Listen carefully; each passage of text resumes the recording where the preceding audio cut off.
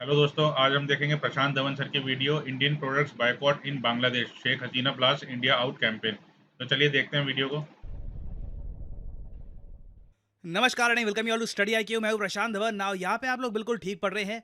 Recently Bangladesh के प्रधानमंत्री को ओपनली इंडिया आउट कैंपेन के अगेंस्ट बोलना पड़ा, क्योंकि कई बांग्लादेश में लोग हैं जो भारतीय प्रोडक्ट्स का कंप्लीट बॉयकॉट चाहते हैं। नाउ यहाँ पे आप देख मेरे हिसाब पाएंगे से पॉसिबल नहीं है। मॉलडीव्स में इंडिया आउट कैंपेन को प्रमोट करने के बाद अब देखो कई लोग हैं जो सेम टाइप का कैंपेन बांग्लादेश में भी रिपीट करना चाहते हैं। वो चाहते हैं कि इंडिया का जो इन्फ्लुएंस, उनके हिसाब से जो इन्फ्लुएंस है, जो कैंपेन मालदीव्स में चला था वो कैंपेन अलग था।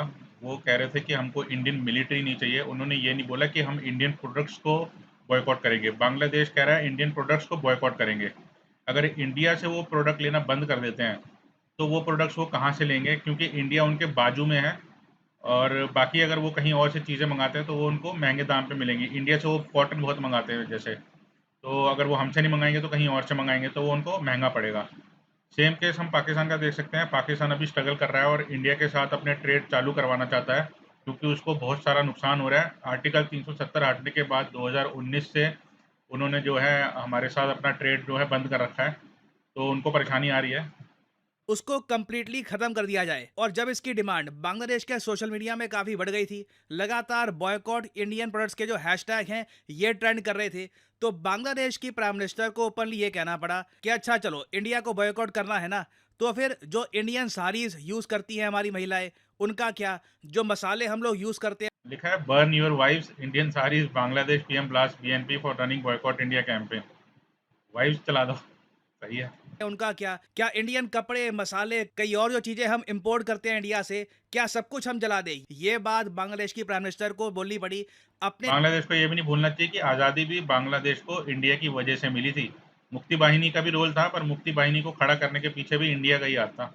देश के लोगों को यह समझाने के लिए कि इंडिया आउट कैंपेन से लॉन्ग टर्म में बांग्लादेश का लॉस ही होगा। अब यहाँ पे आप एक सवाल पूछेंगे, वेट, बांग्लादेश में इंडिया आउट कैंपेन कितना स्ट्रांग है और क्या इंडिया इतना एक्सपोर्ट करता है बांग्लादेश को कि हमें चिंता होनी चाहिए इसको लेकर? तो मेरा आंसर है हाँ, बिल्कुल हमें चिंता होनी चाहिए, क्योंकि बांग्लादेश को हम लोग ऑलमोस्ट 14 बिलियन डॉलर्स का एक्सपोर्ट करते हैं, जबकि बांग्लादेश के जो 14 एक्सपोर्ट्स हैं बिलियन टू इंडिया, ये मुश्किल से 2 बिलियन डॉलर्स भी आपको नहीं मिलेंगे। तो इंडिया के लिए एक बड़ी एक्सपोर्ट डेस्टिनेशन है। अगर यहाँ पे इंडिया आउट कैंपेन इंडिया को तो नुकसान हो जाएगा अगर वो बॉयकॉट चलाएंगे, इंडिया का इंडियन प्रोडक्ट्स का बॉयकॉट करेंगे तो। पर बांग्लादेश को भी फायदा नहीं होगा इससे। ज़्यादा मोमेंटम पिकअप कर लेता है, तो बिल्कुल इससे इंडिया को एक बड़ा इकोनॉमिक लॉस भी हो सकता है। अब यहाँ पे आपका सवाल आएगा कि जो बांग्लादेश में जो इंडिया आउट कैंपेन है, इसे लोग सपोर्ट भी क्यों कर रहे हैं? क्योंकि इंडिया बांग्लादेश के लिए एक बहुत ही इंपॉर्टेंट पार्टनर है। आपको याद होना चाहिए कि इंडिया से ही जो ब्रह्मपुत्र नदी यहाँ से बहती है, बांग्लादेश के लिए बहुत ज़्यादा इंपॉर्टेंट है। फिर गंगा नदी का जो पानी है, ये भी बांग्लादेश के लिए काफ़ी हाँ, इंपॉर्टेंट है। तो अगर ये हमने लोग ये बंद इंडिया कर के दिया साथ तो क्या रिलेशन करोगे खराब क्यों करना बांग्लादेशियों? चाहेंगे? देखो, इसका सिंपल आंसर है the hunger for power, power की भूख। रिसेंटली मॉलडीव्स में जिस तरीके से मोहम्मद मुइजू ने एक, आप कह लीजिए, हवा बना दी कि इंडिया को देखिए हमें बाहर निकालना होगा मॉलडीव से, इंडिया खराब है। उसने अपने वोटर्स को यह बात समझा दी कैसे भी करके कि इंडिया से अगर हम दूर हो जाते हैं, प्रो चाइना हो जाते हैं, तो हमारा फायदा होगा। और मोहम्मद मुइजू की सफलता देखकर इलेक्शंस में अब बांग्लादेश में भी इनकी एक पॉलिटिकल पार्टी है, बीएनपी, बांग्लादेश नेशनलिस्ट पार्टी। ये लोग ये सेम पार्टी नहीं फॉर्मूला जीतेगी कभी मोहम्मद भी। मुइजू का यूज करना चाहते हैं बांग्लादेश में। और ये लोग ट्राई कर रहे हैं कि अगर ये भी इंडिया आउट कैंपेन के नारे देते हैं, इंडिया के अगेंस्ट बातें करते हैं, क्या पता इनको भी इन द फ्यूचर इलेक्शंस में सफलता मिले। और जो ये बांग्लादेश नेशनलिस्ट पार्टी है ना, इससे रिलेटेड एक और बहुत ही इंटरेस्टिंग फैक्ट आपको पता होना चाहिए। आपसे एक सवाल पूछता हूं, आपने कभी ना कभी तो सोचा होगा कि ये जो यूएसए से वीडियो सामने आती है कि यूएसए के डिपार्टमेंट ये ऑफ हाँ, वो बांग्लादेश डिफेंस और या फिर पाकिस्तान के सेक्रेटरी लोग ऑफ भेजते स्टेट हैं का ना, एक जो वहाँ स्पोक्समैन की खड़ा होता सरकारें है, हैं। और फिर एक जर्नलिस्ट उससे सवाल पूछता है इंडिया ने जो रिसेंटली ये किया है उसके बारे में आप क्या कहना चाहेंगे? फिर जो स्पोक्समैन होता है यूएसए की तरफ से, वो जवाब देता है क्योंकि उसे सवाल पूछा गया है। और उसके बाद कंट्रोवर्सी खड़ी हो जाती है। उसके बाद एक जवाब आता है इंडिया की तरफ से भी कि यूएसए को हमारे अफेयर्स में कमेंट नहीं करनी चाहिए। और फिर लगातार बैक एंड फोर्थ कमेंट्स आती हैं। ये सब शुरू कैसे होता है? आपने कभी सोचा ये कौन सा जर्नलिस्ट है जो बार बार इंडिया रिलेटेड जो बहुत ज्यादा नेगेटिव क्वेश्चंस हैं? मैं भी ये सवाल उठाना चाहता हूँ, क्योंकि पाकिस्तान का भी एक जर्नलिस्ट है जो बार-बार जो है जाके सवाल पूछता है। तो ये भी एक एंटी इंडिया क्या बोलते हैं, जर्नलिस्ट है दोस्तों। इसकी शक्ल देख लो, अगर इंडिया में मिले तो इसको कोई इंटरव्यू मत देना। ये पुटअप करता है यूएसए की सरकार से। तो ये यहाँ पे आप देख पाएंगे, ये जो चेहरा है ये है मुशफिकुल फैजल। ये बांग्लादेश के एक जर्नलिस्ट हैं।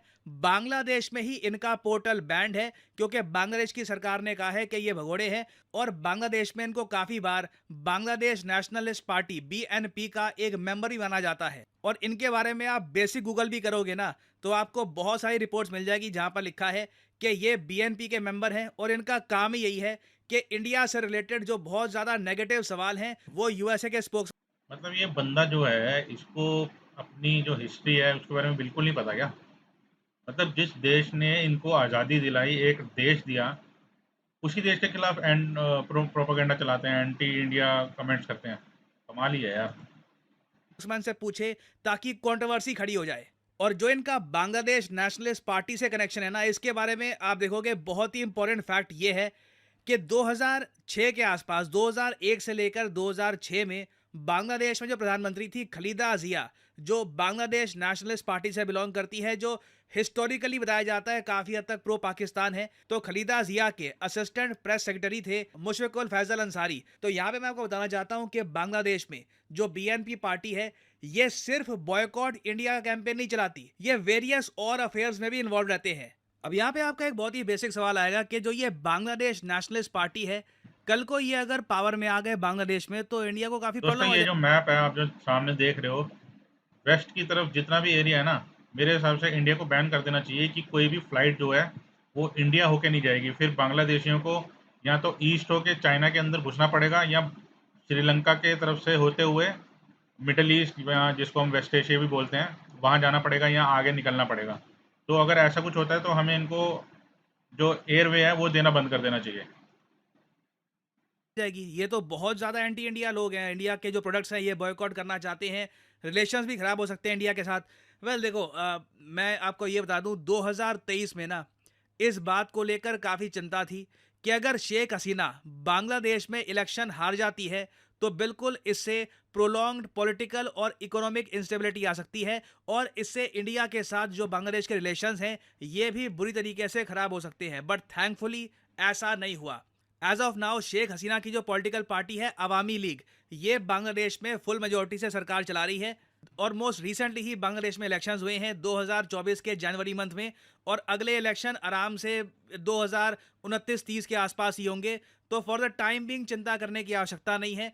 जो मालदीव्स में हुआ था कि मुइजू पावर में 2029-30 तक तो हम 6 ट्रिलियन 7 ट्रिलियन की इकोनॉमी बन गए होंगे। आ गया और उसके बाद सब कुछ बदल गया, बांग्लादेश में ऐसे होने के चांसेस ना के बराबर दिख रहे हैं फॉर द टाइम बीइंग। हाँ, ये लोग ऐसी डिमांड्स करेंगे, सोशल मीडिया पे ऐसे ट्रेंड चलाएंगे, but as a policy decision ये बन नहीं पाएगा। कि थैंकफुली बांग्लादेश में अभी एक ऐसी प्राइम मिनिस्टर हैं जो न्यूट्रल है, जो समझती हैं कि बांग्लादेश के लॉन्ग टर्म फ्यूचर के न्यूट्रल रहो ना, एंटी इंडिया कैंपेन क्यों चलाना, न्यूट्रल रहो मजे से। लिए क्या बेहतर है, और ये इंडिया के लिए एक बहुत ही बड़ी रिलीफ की बात। दोस्तों ये जो मैप है, मैं चाहता हूँ, जैसे प्रशांत धवन सर भी बोलते हैं, हमें इस मैप को प्रमोट करना चाहिए, क्योंकि इसमें अक्साई चिन्ह और पीओके का एरिया जो है इंडिया में दिखाया जाता है। तो हमें लोगों को बताने की ज़रूरत है कि ये है हमारा करेक्ट मैप। बात है। तो बिल्कुल देखो, बांग्लादेश से ये आवाज़ें आएँगी कि जी ये बॉयकॉट इंडिया और ये इंडिया आउट कैंपेन वगैरह।